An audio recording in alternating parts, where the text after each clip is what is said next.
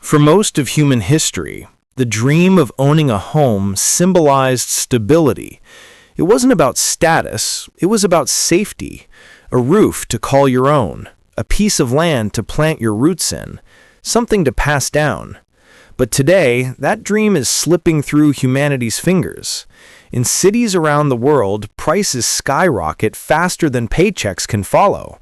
Young people scroll through endless listings that might as well belong to another universe. Rent takes half their income. Mortgages are unreachable. And those who do manage to buy are often buried in debt for decades. How did something so ordinary become so impossible? Why is housing now a global crisis from Lagos to London, New York to New Delhi? This isn't just an economic story, it's a story about how the world changed, how money, policy, and human behavior collided to turn homes from necessities into investments. Today on ExplainWise 91, we break it all down: the past, the system, the psychology, and the future of housing. Because if we don't understand how we got here, we may never find our way back. Section 1. When home ownership was possible. There was a time when owning a home was not a fantasy, it was an expectation. After World War II, governments across the world built affordable homes, subsidized mortgages, and encouraged families to buy. The economy was booming, wages were rising, and homes were relatively cheap. A modest house cost 3 or 4 times a worker's annual salary. That meant if you saved, you could afford one, even on a single income. Homes were not investments, they were shelters. People bought them to live in, not to profit from. Generations built their wealth slowly through saving, not speculation. But as the world globalized and finance became more sophisticated, housing began to change.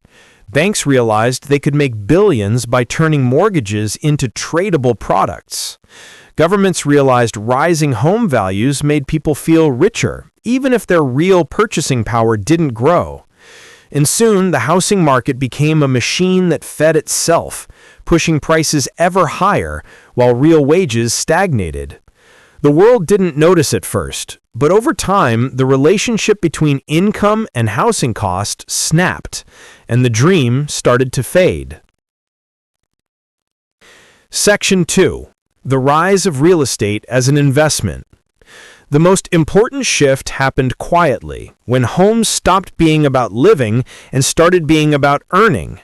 In a world where stocks could crash overnight and currencies could lose value, property became the new safe bet. You could see it, touch it, rent it, and most importantly, it almost always went up in price. That simple belief, real estate always goes up, reshaped the global economy. Investors began buying not one home, but 5, 10, or 50. Banks handed out easy loans, confident that the rising market would protect them. Governments cheered because higher property values meant more taxes and happier voters. But when investors buy homes, they're not just participating in the market, they become the market. In cities like Toronto, San Francisco, and Sydney, institutional buyers, hedge funds, private equity firms, even pension funds began purchasing entire neighborhoods. They didn't need to live there, they just needed the prices to keep climbing. And as demand from investors grew, supply for ordinary families shrank. A house that might once have been affordable became an asset, a line on someone's balance sheet. And that's when the system stopped serving people and started serving profit. Section 3. Cheap money and central banks' role. To understand the housing explosion, you have to follow the money, literally. For decades, central banks around the world have used one key tool to manage the economy: interest rates. When growth slows, they lower rates to make borrowing cheaper. When inflation rises, they raise rates to cool things down. But after the 2008 financial crisis, interest rates were slashed to historic lows, and in some cases, near zero. Money became almost free. And when money is cheap, everyone borrows more, especially investors. Real estate became the perfect target. Low rates meant mortgages were easier to handle. People who never thought they could afford a house suddenly could, at least on paper. Investors could leverage massive sums with little cost. Then came COVID-19. Governments printed trillions to save economies. That flood of new money, much of it, went straight into assets like housing. The result? The fastest global price surge in modern history. In some cities, home prices rose more in 1 year than wages did in a decade. That's not natural growth. That's policy-driven inflation, and it widened the gap between the owners and the renters even more. Cheap money made housing feel accessible for a moment, but it also made it permanently expensive. Section 4. The global supply and demand trap. Every economy is shaped by a simple rule. When demand outpaces supply, prices rise. And in housing, this rule has become a global crisis. Urbanization is exploding. By 2050, nearly 70% of the world's population will live in cities. But the number of homes being built hasn't kept up, not even close. Why? Because building new homes has become harder, slower, and far more expensive. Zoning laws limit what can be built and where. Land in desirable areas is scarce. Construction materials cost more than ever, and many developers focus on luxury properties where the profits are huge rather than affordable ones. It's not that we can't build enough houses, it's that we don't want to build enough affordable houses.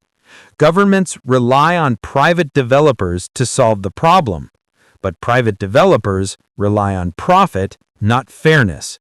So the system keeps doing what it does best, rewarding those who already own and punishing those who don't. For renters, that means rising prices. For young families, it means saving for years just to afford a down payment. And for society, it means wealth is being concentrated into fewer and fewer hands. Housing is not scarce. Fairness is. Section 5.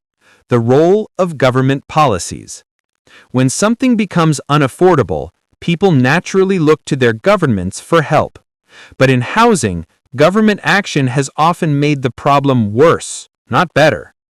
Over the decades, many governments promoted policies that inflated home prices while pretending to make ownership easier. Tax deductions for mortgage interest, subsidies for buyers, and grants for first-time homeowners all sounded great on paper, but they also pumped more money into the same limited pool of homes, pushing prices even higher. Meanwhile, regulations meant to protect neighborhoods, like zoning laws that limit density, often locked cities into outdated patterns. They preserved the look of communities, but prevented them from growing with the people who lived there. And in some countries, property taxes are deliberately kept low for existing owners, making it cheaper to hold homes than to sell them. That keeps supply frozen while demand keeps climbing. Every decision had good intentions, but together they built a system where owning a home is treated like a financial right, not a human need. And every political party, no matter its ideology, fears being the one to let prices fall because falling prices feel like economic failure. So the system protects prices instead of people. And every election, the same promise is made. We'll help you buy a home. But the more they help buyers without fixing supply, the higher prices go. Section 6. The psychology of ownership. Why does the dream of owning a home hold such power over us? Because it's more than a financial goal. It's an emotional anchor. A home represents security, identity, and belonging. It's the place where memories are made, families grow, and lives unfold. And that emotional weight is precisely what makes the housing market so powerful and so dangerous. When prices rise, homeowners feel richer, even if their wealth exists only on paper. They spend more, they borrow more. That extra confidence fuels the economy. Governments know this, banks know this, and so the illusion of prosperity becomes an engine for real spending. But the same psychology traps people too. Buyers stretch their finances to the breaking point because they believe renting means failure. They measure success not by happiness, but by ownership. This obsession isn't universal by accident. It's been marketed for decades. From glossy ads to cultural stories, we've been taught that renting is temporary and owning is winning. That belief drives us to take on more debt, work longer hours, and sacrifice freedom, all to claim a slice of land that may never truly be ours. The tragedy is that the system depends on this belief to survive, because without emotional attachment, housing would just be another commodity, and the prices would never stay this high.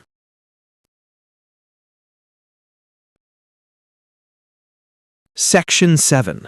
The Rise of the Rental Generation. We are witnessing the birth of a new class, the rental generation. In cities across the world, more people than ever are renting not by choice, but by necessity. Even high-earning professionals can't save fast enough to compete with investors and foreign buyers. For many, renting used to be a stage of life.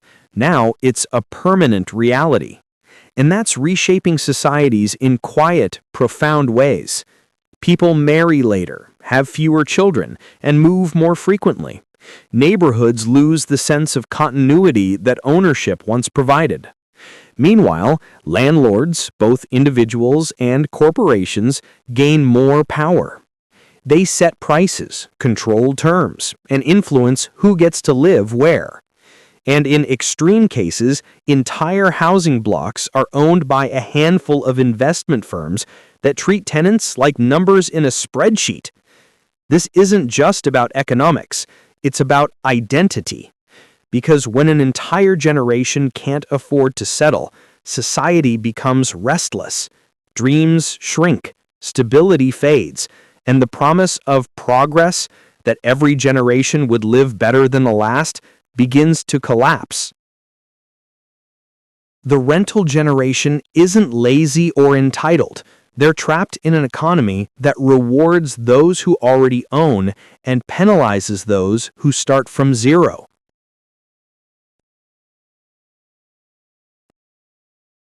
Section 8. The hidden players behind the crisis. Behind the headlines and open houses, there are powerful forces quietly shaping the housing market, and few people ever notice them. Large investment companies, hedge funds, and private equity groups have turned housing into a global financial product.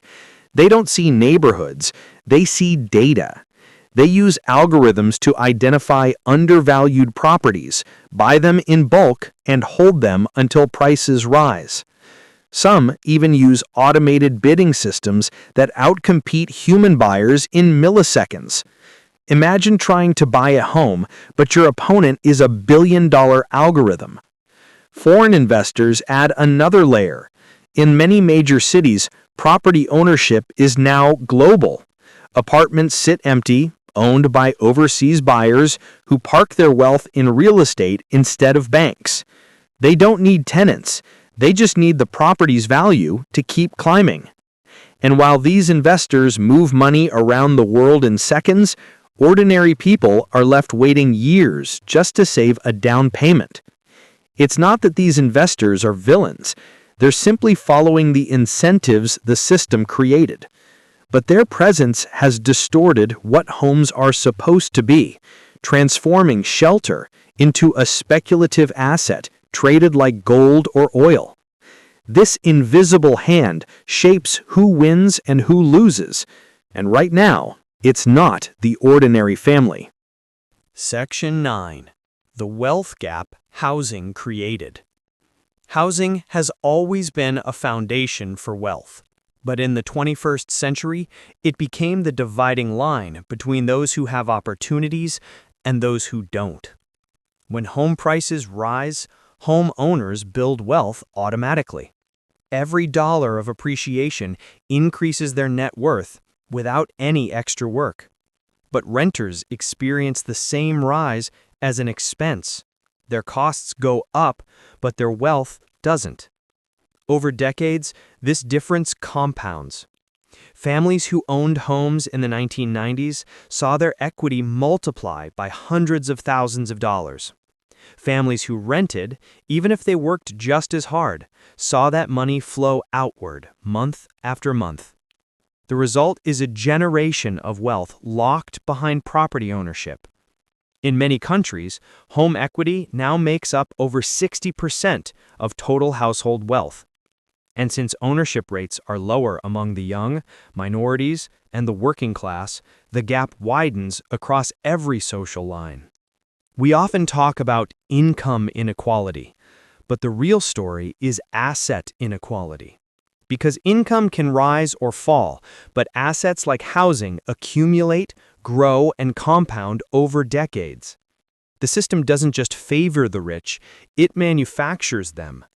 And as long as housing remains the engine of wealth, the dream of equality remains just that, a dream. Section 10. What can be done? The truth is, there's no single fix to the housing crisis, but there are steps, real ones, that can begin to restore balance. First, build more housing, especially affordable housing. Governments must rethink zoning laws that restrict density and slow construction. Cities need to grow upward, not just outward. Second, redefine housing policy. Focus on affordability, not price growth. It's time to stop treating rising property values as an economic success. A stable, affordable housing market is a stronger foundation than an inflated one. Third, regulate speculative investment. Homes should first serve the people who live in them, not global financial portfolios. That means higher taxes on empty properties, stricter limits on bulk purchases by corporations, and incentives for long-term residency. Fourth, rethink financial education. Young people must understand that homeownership isn't the only path to wealth, but they also deserve a fair chance to achieve it if they choose. And finally, change the culture. We must break the illusion that renting is failure and that debt equals success.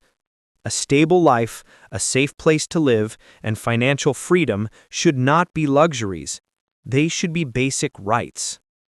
If humanity wants to fix housing, it must decide what housing is for.